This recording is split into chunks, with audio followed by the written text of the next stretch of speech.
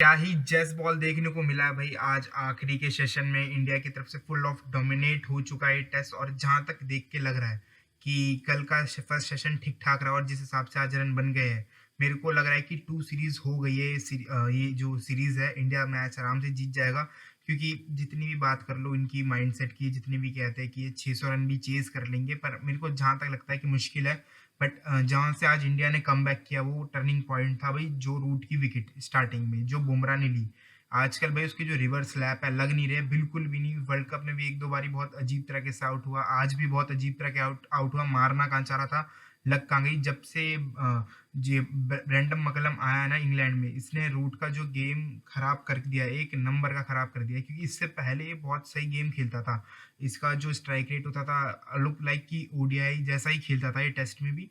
But जब से Brendon मकलम आया है ना, इसकी मतलब एक तो परफॉर्मेंस डाउन से डाउन जाती गई है, और ये रन भी नहीं बना पा रहा। क्योंकि बीच पिछले इसने 3 साल में पिछले ठीक ठाक रन बनाता आ रहा था कि 700 900 रन बनाता आ रहा था कैलेंडर ईयर में, वो भी टेस्ट में।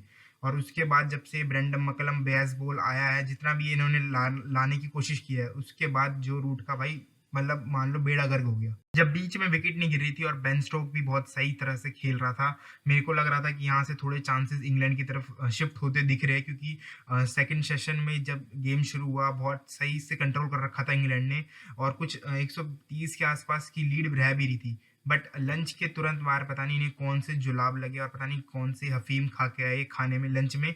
उसके बाद ओवर के मतलब पूरे मतलब 5-6 ओवर में ही पूरी टीम ऑल आउट हो गई। और उसमें मतलब मेन जो क्रेडिट देता है भाई वो है सिराज का, जिस हिसाब से उसने विकेट ली। सही बता रहा हूँ, बुमराह के अलावा कोई भी नहीं लग रहा था फॉर्म में। स्टार्टिंग से सुबह भी भाई बुमराह ने 7-8 ओवर का स्पेल डाला है लगातार। एक साइड से कुलदीप ने जरूर संभाल रखा था, बट उसके अलावा कोई फॉर्म में लग नहीं रहा था। एक तो अश्विन की ना एब्सेंस होने के चक्कर में कि चलती सीरीज में ब्रेक लेना पड़ा किसी पर्सनल रीजन के चक्कर में। बट जिस हिसाब से सिराज ने कमबैक दिलाया वो बहुत बढ़िया कमबैक था। क्योंकि ये लग ही नहीं रहा था भाई कोई बुमराह के अलावा कोई विकेट ले पाएगा। बट सिराज ने जिस हिसाब से ओवर डाल रहा था, एक साइड से मार भी जरूर पड़ रही थी, बट विकेट भी लेके दिखाई और बहुत सही गेम वहां से बना दिया। पर हटाओ इन सबको, बट जो मेन बात है वो है भाई जैस बॉल भाई। ये जायसवाल भाई, जिस हिसाब से इसने बैटिंग की आज के दिन में, मतलब एक टाइम पे तो ये मतलब कछुए की चाल चल रहा था, बहुत स्लो हो रहा था, बहुत ही स्लो हो रहा था। ऐसा लग रहा था कि ये शेल में जाने वाला है कि आउट होने वाला है बस। बट एकदम से पता नहीं कौन सा इसमें बावा चढ़ा और इसने जो अपनी सेंचुरी बनाई। सेंचुरी करने के बाद थोड़ा सेलिब्रेशन थोड़ा अजीब था कि वो पता नहीं अफरीदी वाला था, बड़ा अजीब लगा ऐसा सेलिब्रेशन। देखा लगता नहीं है, बड़ा बहुत अजीब लगा कि जिस हिसाब से कौन सा सेलिब्रेशन कर दिया। बट बैक स्पैजम भी आ गया उसके चलते तहत की, और रिटायर हट होना पड़ा। आई थिंक कल तक तो फिट हो भी जाएगा और खेल भी लेगा। बट उसके बाद जिस बंदे को मौका मिला वो है भाई रजत पाटीदार। ये बंदा इतने मौके गंवा रहा है भाई। इसे एक तो इतनी इतनी 30 साल की एज में आके इसे डेब्यू मिला है, उसके बाद ये ऐसे मौके गवाएगा। बहुत यार लूसी तरह से आउट हो रहा है। फर्स्ट इनिंग्स में भी ऐसे आउट हुआ था, कहीं खेल रहा था, बॉल कहाँ स्लो लगी, पहले बैट घुमा दिया तब आउट हो गया। आज में भी डक पे आउट हुआ है, बहुत अजीब तरीके से आउट हुआ है। जितने भी ये 2 टेस्ट मैच खेला है और दोनों टेस्ट मैचों में बहुत अजीब तरीके से आउट होते जा रहा है। तो मेरे को कोई डाउट नहीं है भाई, अगले 2 मैच में केएल राहुल वापस आ गया, इसकी भी जगह खुद की जाती हुई दिख रही है। बट इंग्लैंड की तरफ से भी मेरे को लगता है कि बहुत लूप होल्स है कि भाई बॉलिंग में बिल्कुल कोई शार्पपन है नहीं।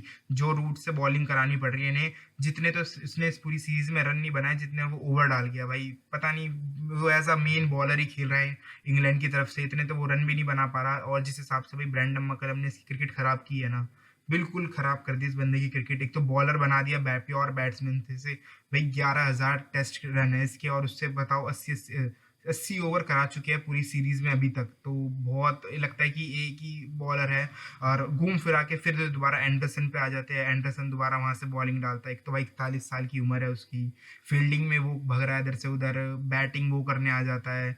अब बॉलिंग मेन बॉलर इनका वो है वुड भाई, डालता है गिरता है। बाकी सही बता रहा हूँ बॉलिंग बाकी है कि इनके जितने भी रहम ये है, टॉम हार्डली, ये सब इन्हें है कि इन्हें इज्जत देने के चक्कर में बाकी बैट्समैन खुद आउट हो जाते हैं, अपनी विकेट दे जाते हैं। बाकी ये जब इंडियन स्पिनरों को खेलते हैं ये भाई कुत्ते की तरह धोते हैं जिस हिसाब से रन बनाते हैं। बाकी यहाँ इंडियन बैट्समैन बहुत इज्जत देने के चक्कर में ही आउट होते हैं। बाकी इनमें भी इतना कुछ है नहीं, बस हार्डली का एक लगता है कि हाँ जितना ये टेस्ट मैच खेलता जा रहा है थोड़ा सीखता जा रहा है। बाकी रहान-वहान यार ये बिल्कुल ही इन पे बॉलिंग है ही नहीं, घूम फिरा के एंडरसन या तो रूट। डे की स्टार्टिंग में लग रहा था कि भई अश्विन नहीं है, बहुत बड़ा लूप होल हो सकता है क्योंकि भई बुमराह के अलावा इकलौता वो दूसरा बॉलर था कि विकेट लेगा, पर उसको भी अनफॉर्चुनेटली जाना पड़ा कुछ पर्सनल रीज़न के चलते। बट जडेजा को भई एक तो लंच के बाद ओवर मिला, उसने भी विकेट लेके दिखाई। ओवरऑल से बता रहा हूँ आज का इंडिया का ही दिन रहा है पूरा, बट कल मेरे को लगता है कि सेकंड इनिंग्स तक इंडिया ने बैटिंग कर ली ठीक-ठाक। उसके बाद ये पूरा गेम ही इंडिया का है। आई थिंक इतने चेज़, ये तो भाई वैसे भी बलबुद्धि टीम है इंग्लैंड, या तो ये चेज़ कर ही देगी या तो ऑल आउट भी हो जाएगी। इनका 2 ही है, ड्रॉ इन्हें समझ आता नहीं क्या चीज़ होती है। तो बस जहाँ तक देखने को लग रहा है एक बारी 400 साढ़े 400 तक पहुँच जाए, उसके बाद जितने भी ऊपर के रहना है मतलब सेफ ही में जाएँगे इंडिया के। 450 तो बनने चाहिए पहले, क्योंकि मेन टारगेट तो यही होना चाहिए कि टारगेट देने के लिए 450 बोर्ड पे हो, तभी मज़ा आएगा, वरना गेम बना रहेगा कि भई ये इंग्लैंड है, कुछ कह नहीं सकते, कोई भी चल जाता है इनके में से। और मेन जो बंदा था आज जो पूरे दिन में जो थोड़ा अंडर रहा, अंडर द शाय रहा और मेन जिसकी बैटिंग भी अच्छी हुई वो है गिल।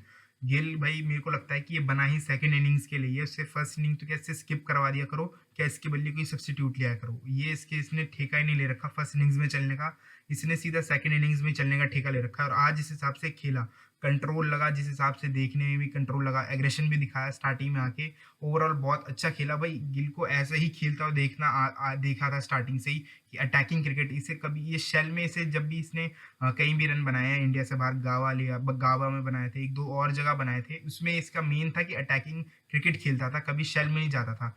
जब से ये सीरीज स्टार्ट हुई है 1-2, उसमें ये क्या करता है कि बहुत शेल में चला जाता है फर्स्ट इनिंग्स में ही, फिर सेकंड इनिंग्स में आके चार्ज करता है। और जितना भी आज ये खेला बहुत प्यारा खेला।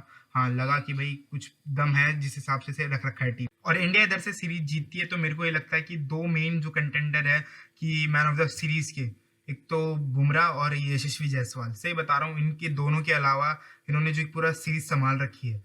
बैटिंग में जब भी ये यशस्वी आता है, इसने फर्स्ट टेस्ट मैच में भी 80 कुछ बनाए थे, सेकंड में डबल 100 बनाई, और आज का गेम।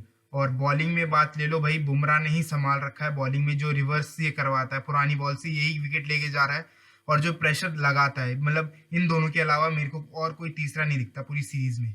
और आज के लिए बस यहीं तक, मिलता हूँ कुछ क्रिकेट की ऐसी न्यू अगली वीडियो में। जब तक वीडियो अच्छी लगी तो वीडियो को शेयर करें, लाइक करें, कमेंट करें एंड गुड बाय।